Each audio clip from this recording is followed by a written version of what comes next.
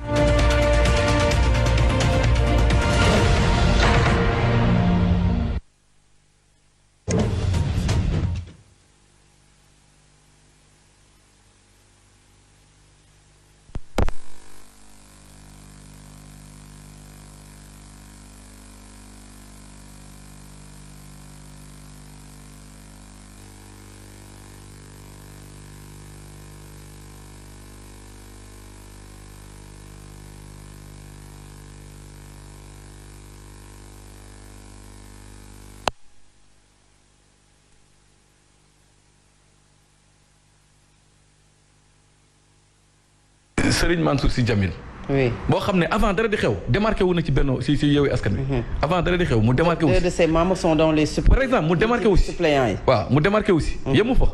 avant dara di xew mu ne man de ci li ma gis nii président Macky Sall laa gën a wóolu et que nit ñi par conséquent ñu votel président Macky Sall. en tout cas est-ce que micro bi mi ngi tàkk. voilà c'est bon yaa ngi dégg loolu analyse la boo xam ne yéen dañ ko war a samp waaye léegi kooku demee su jëlee député mi na leen nañu ñëw ci benn bokk yaakaar est-ce que dañ ko war a stigmatiser. est-ce que dañ ko war a wax ne kii nii li muy def gëmu ko. c'est une question qu'on doit se poser même man yegguñu foofu man je suis pas dans le secret ji xaw ma yan tractation mooy am assemblée nationale mais nañu arrêté li ñu bëgg imposer comme discours c'est pas un discours bon. tey li ñu bëgg imposer na waaw léegi jot na ñu ne kii moo far fii kee far fii ku far fii boobu baax na ku far fii loolu je pense que discours la boo xam ne ñoom soo leen waxaatoon ne nañu delloo cassette bi fi Ousmane Sonko doon wax ne ñële baaxuñu Macky Sall la ñu àndal je pense que il allait le regretter. tey ku ko waxaatoon ndax tey wax boobu nga waxoon ndax tey da nga koy regretter wala il le regrettera donc pour dire que discours extrémiste baaxul. yaa ngi dégg ñun tey aujourd'hui on est très à l'aise man je suis très à l'aise de parler de Mansour Sy Djamil je suis très à l'aise de parler de art. je suis très à l'aise de parler de n'importe qui et je pense que APR aussi ils sont très à l'aise pour parler de qui que ce soit parce que amul benn wax bu ñaaw boo xam ne ñun au fond jël nañ ko jëmale ko si ñooñu. tey Pape Djibril Fall mu ngi fi man je suis très à l'aise suñu génération la bokk mënoon nañ fi nekk mu nekk candidat la ñu jël di def ko di ko def ay poste chaque jour di ko wax lu ñaaw di ko xas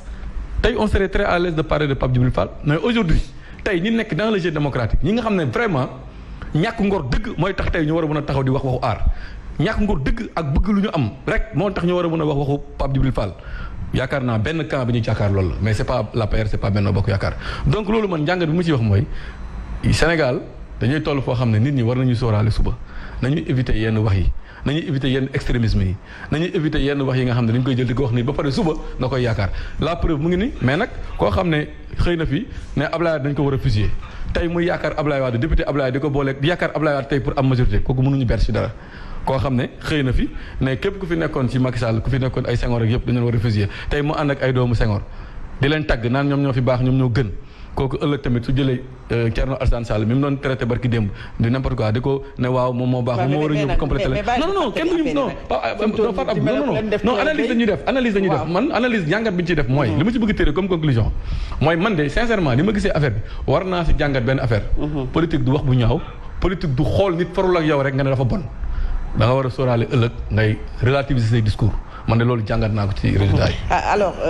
ki nga xam ne mooy Serigne Mansour Sy Djamil ci liste suppléants yi nga xam ne moo dem ci national bi déjà ñaar ñoo xam ne ñi ngi bokk ci moom ñi ngi ci biir Maître Moussa Diop a démissionné de la coalition Yewwi Askan Wi moom également benn ci ay suppléants mi ngi ci biir kaddu yu ko jiitu moom wax na ko Pape Malick fàttali ko ngeen jàpp ne Aar Sénégal travaille pour les régimes gis nañu ay kaddu yu ñagas yoo xam ne doon na jóge ci ñenn ñi mënuñu wax ne de manière de voix officielle la jóge parce que du peut-être kilifa moo ko wax mais am nañu jege coalition opposition di ŋaññi Pape Djibril Fall ndax bu ñu déggee ne amu ci kenn ku dul Yewwi ak Wallu boo xamante ne moom mooy opposé wu ak Macky Sall ça veut dire que bokk gis-gis Aar Sénégal les serviteurs ñëpp boole ngeen ci sac bi est-ce que aujourd'hui vous ne regrettez pas parce que aujourd'hui gis nañu ne tey ñoom ñooy les faiseurs de roi ndax ñett yi ñoom ñoo ko am te bu ñu ko dolloo ci yéen ngeen am majorité absolue. foofu damay wax rek ne amul lenn lu ñuy regretter xam nga dañu nekk ci politique. ñoom ku ci nekk am nañu benn voix te peuple bi moo leen votel kon peuple bi la ñu war a delloo voix boobu leneen li ma koy wax nag moom nii di Benno Bokk Yaakaar ñoom dañu toll ci ay analyse dafa weesu analyse bi jàngat bi wax na jàngat lu bari ci ay discours am jàngat mi ngi ko waroon def ci élection locale yi ci le président Macky Sall nërmeelu bu metti mais élection kat bu ñu ci génnee faaw ñu jàngat nag waaw non jàngat bi ñu ci war a def ñoom leneen la beneen lecture lañ ci war a def ñoom mais pas lecture xool résultat wu élection yi lan lañ leen mën a indil lan lañ ci war a mën a liggéey non li ñu waroon mën a njëkk a def mooy élection locale yi ñu jàngat ko moom moo doon baromètre bi de élection législative yi dafa confirmer élection locale yi li nga xamante ni moo nekk mooy le président Macky Sall arrogance am la ko Sénégalais yi delloo sa mauvaise gestion la ko Sénégalais yi delloo bëgg a réduire l'opposition à sa plus simple expression la ko Sénégalais yi delloo une gestion gabegique la ko Sénégalais yi delloo président Macky Sall Sénégalais yi dañ ko wan ne ko yow ci sa jëmmi bopp ñun àndatuñoo ak yow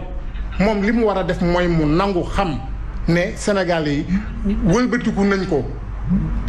jël nañu ndombol tànk yi bokk jox ko l'intercoalition Yewwi Wallu loolu mooy li ne cohabitation bi ñuy wax